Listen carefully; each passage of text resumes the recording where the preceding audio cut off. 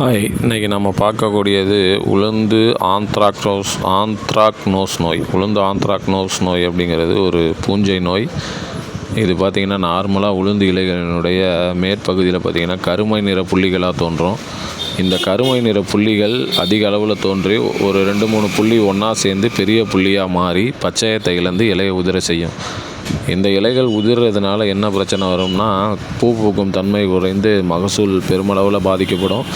இந்த நோய்க்கு உருவாகிறதுக்கு ஏற்ற வெப்பநிலை பார்த்திங்கன்னா 15லேருந்து 20 டிகிரி செல்சியஸ் தான் ரொம்ப உகந்த வெப்பநிலை. கண்டினியூஸாக ஒரே வயலில் உளுந்து பயிரிடுறதுனால தான் இந்த ஆந்த்ராக்னோஸ் நோய் அதிகமாக உருவாகுது.